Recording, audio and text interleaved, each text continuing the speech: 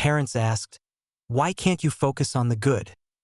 And I wondered why the good never had to survive questions. Their good memories never had to dodge eye contact or twist in their chair, while someone listed them one by one and said, "Okay, but what about this?"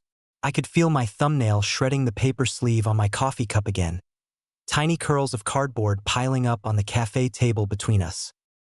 Mum's hands were wrapped around her mug like she was posing for an advert. Dad's arms folded over his chest, half his attention on me and half on the people at the next table. I just finished explaining one specific thing from when I was 14, my voice shaking so hard I had to stop twice. There was a pause. Then Dad sighed like he'd been so patient, and Mum leaned forward with that tight smile and said it. "Why can't you focus on the good?" She repeated now, as if I hadn't heard her the first time. "We took you on holidays. We paid for private school. We were at every concert. You're acting like you grew up in a war zone." "It was a war zone," I said, but only in my head. Out loud, I heard myself say, "I am focusing on something. You asked why I pulled away. I'm telling you." My voice sounded wrong to my own ears, too calm, like a recording.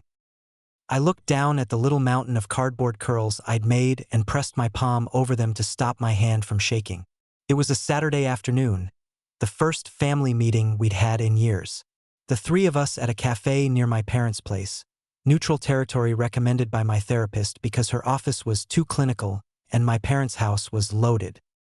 I was 29, my parents in their late 50s, all of us pretending that coffee and banana bread could make any of this normal. We weren't fighting about one thing. If anything, that would have been easier. This started after I went low contact about 18 months ago. Stopped replying to every message, skipped a couple of birthdays, politely declined Christmas with some vague work is hectic excuse. They didn't really notice at first, or at least they pretended not to.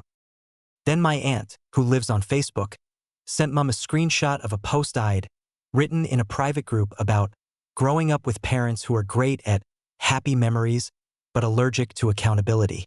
No names, no details, but apparently enough. Mum called me 3 times in a row that night. I let all of them go to voicemail. The next morning, she texted, "We saw what you wrote. Can we please talk like adults?" I stared at the message for a long time.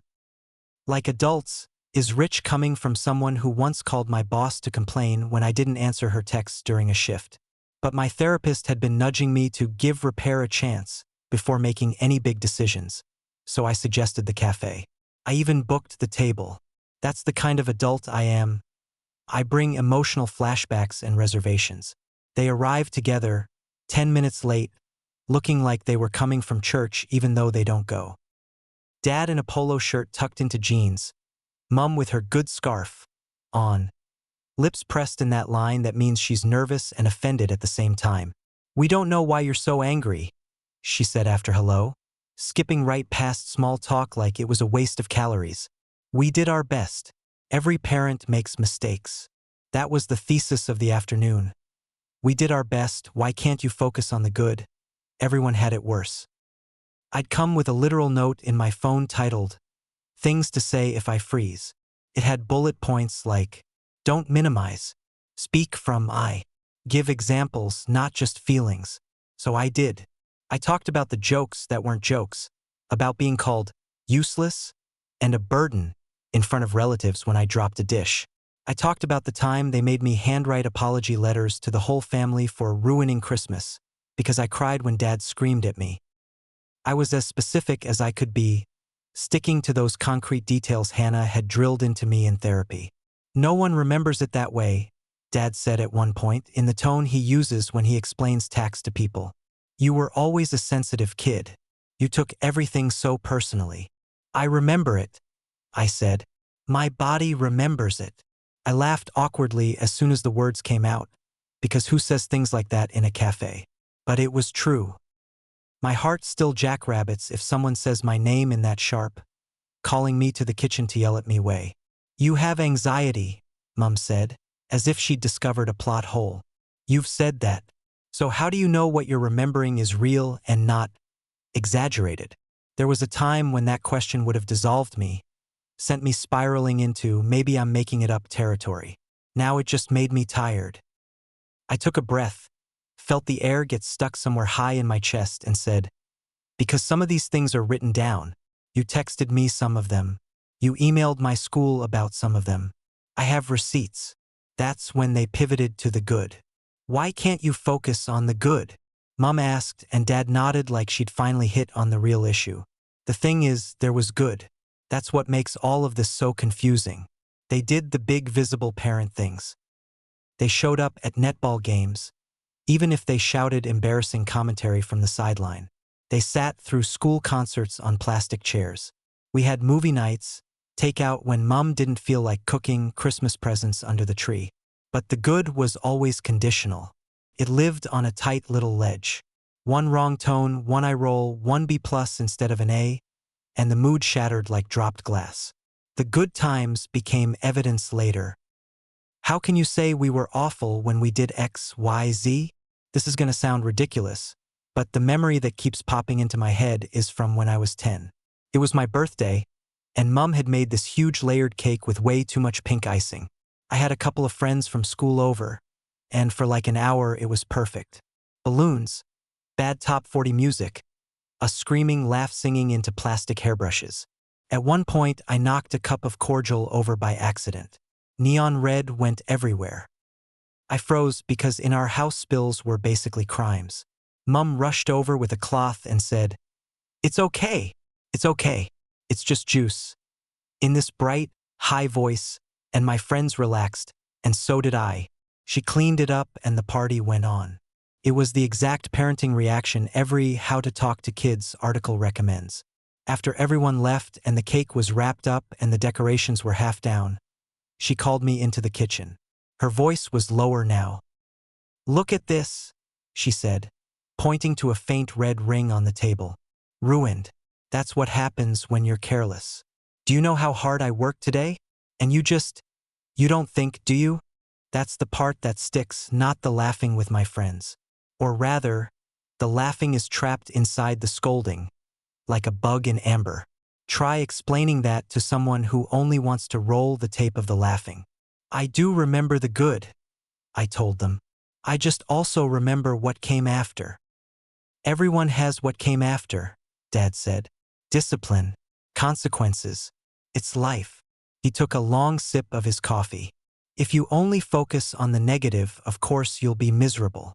We went around like that for a while. I'd bring up something specific. They'd either deny it, reframe it as normal discipline, or point at a holiday photo to cancel it out. It was like playing emotional whack-a-mole with people who'd invented the game. At one point, Mom pulled out her phone and scrolled to an album. "Look," she said, turning the screen toward me. "Look at you at the beach. Look at your face. You were happy." I glanced at the photo. Me at 13 in an oversized t-shirt, hair blown sideways by the wind, holding an ice cream, grinning. If you zoomed out in your mind, you'd see the rest of it. Me being told on the drive down that we couldn't afford this trip if you didn't cost us so much with your little hobbies. Dad yelling at us in the car park for taking too long to put sunscreen on because he wanted to get a good spot. "I was happy in that moment," I said. "And then later it went to shit." Dad put his cup down a little too hard. "Language," he said automatically, then shook his head. "Christ, listen to yourself. You're almost 30 and you talk like everything was abuse. People get hit with belts, Kayla. We never did that. You threw a plate at the wall behind my head," I said quietly. "It smashed." He waved a hand. "I didn't hit you with it. I actually laughed. Couldn't help it." It came out choked and ugly and made the couple at the next table glance over. "Why are you laughing?" Mom snapped. "Because it's absurd," I said. "The bar is so low. We didn't beat you with a belt. Therefore you had a great childhood? That's the argument." Mom leaned forward, her voice dropping. "You are choosing to see us as villains," she said. "There was so much love. But you won't look at that." I thought about all the times she'd stood between me and Dad when he was drunk and shouty, about the times she'd forget to stand there. I thought about her sitting on my bed after I had tonsillitis, spooning mashed potato into my mouth, and then a year later reading my diary and quoting my private thoughts back at me during an argument. I thought about the way she'd start every birthday speech with, "We almost lost you, you know," because I'd been a complicated pregnancy, like I owed them my adult compliance because my fetal self had put up a fight. "I'm not saying there was no love," I said. "I'm saying love doesn't cancel out the harm. They both exist." Dad sighed, loud and theatrical. "You've been in therapy too long," he muttered. "You've let some stranger fill your head with ideas." Some stranger being the person who, when I told her about the plate, didn't say, "Well, at least it didn't hit you." She just said, long pause that sounds terrifying, and something in my chest loosened like a rusted bolt. "I know this is long already, sorry. I don't know how to tell this without the back and forth." My parents' favorite metaphor, growing up, was the highlight reel. If I brought up something bad, Mom would say, "Stop replaying the lowlights." Dad would say, "If you only watch the bad bits, of course the game looks awful." Sitting in that cafe, I realized we weren't even arguing about footage. We were arguing about editing. They wanted to cut out half the scenes and re-release the film as a feel-good family comedy. I wanted to watch the whole thing, shaky camera and all. At one point, after Dad had declared that, "You turned out fine, didn't you?" For the third time, I said, "I have panic attacks if someone raises their voice at me." "How is that fine?"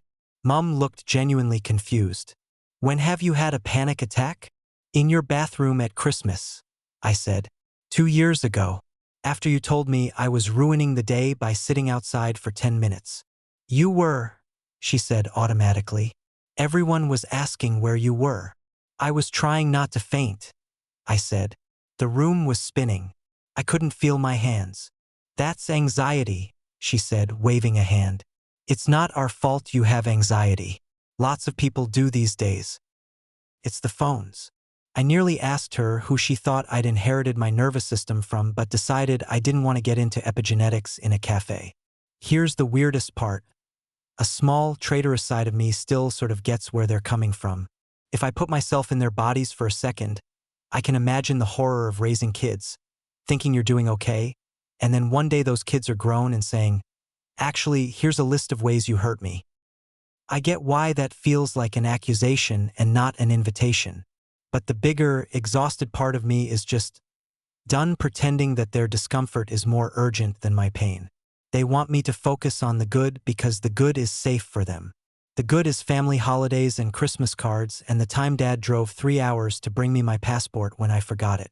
The good is easy to tell their friends at barbecues. "We had a rough patch, but we're all close now." The bad is Messier. "You can't put through a plate at our daughter's head once," in a Facebook post with a heart emoji. The conversation in the cafe didn't end with a big blow-up. No one stormed out. Eventually, our cups were empty and the waitress hovered just enough to make it clear we'd overstayed our welcome.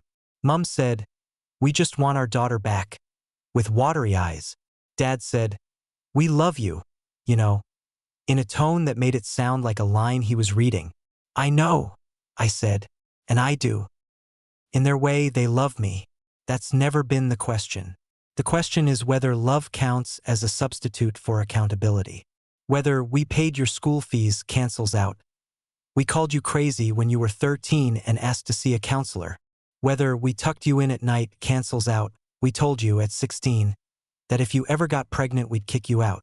As we stood up to go, Mom touched my arm. "So you'll come for dinner next week?" she asked. "Start fresh." I felt that familiar pull, guilt, obligation, the script. My mouth did that thing where it starts forming sure before my brain is consulted. I took a breath, let my feet feel the ground, and said, "I don't know yet. I need time to think." Her face fell. "How much time do you need?" I didn't have an answer that would make sense to her. 29 years, I almost said. On the bus home, the conversation replayed itself on a loop in my head. Every time I thought about the "why can't you focus on the good" line, my brain kept answering, because the bad is what keeps biting me in the ankles. The good memories don't ambush me in meetings. The good memories don't make me freeze when someone drops a plate. The good memories don't make my stomach flip when my phone rings with their caller ID. The good gets to live in photo albums and Facebook posts and remember when stories at Christmas. The bad lives in my body. It's the bad I have to untangle in therapy, not the time we went to Disneyland when I was 10. No one wakes up sweating at 3 a.m. because their dad bought them an ice cream once. I don't know exactly what I'm asking for here. Validation? A reality check. I'm very aware that it could be worse. I know people whose parents did things that belong in crime reports, not Reddit posts. My parents never did that. They did a million small things instead. A death by 1,000, you're overreacting.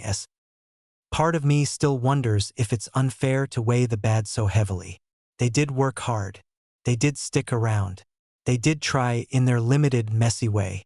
But every time I try to focus on the good, the way they want, I feel like I'm gaslighting myself. Like I'm standing in front of a house I grew up in that's half painted white, half black, and they're insisting it's all white because they really like the white parts. Right now, I'm leaning towards staying low contact. Not a dramatic announcement.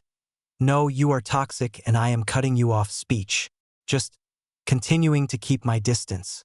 Answering texts sometimes. Saying no to dinners I don't have the energy for. Maybe one day telling them more directly that repair can't happen while they're still arguing with my memories. My therapist said something that stuck with me last week. You are allowed to honor the pain without erasing the joy, and you are allowed to honor the joy without excusing the pain.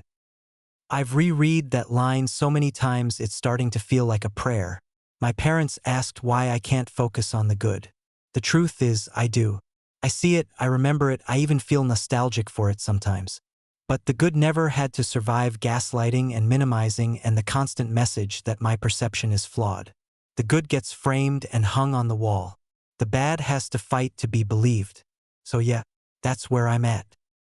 Sitting on my couch, typing this at ridiculous o'clock, wondering if not being able to focus only on the good makes me ungrateful or just honest. If you've read this far, thanks. If you've been in a similar situation, parents who did enough good to look great from the outside but enough harm to leave a mark, I'd really like to hear how you handled it. Did you manage to have a relationship with them without erasing what happened? Or did you decide the highlight reel wasn't worth watching anymore?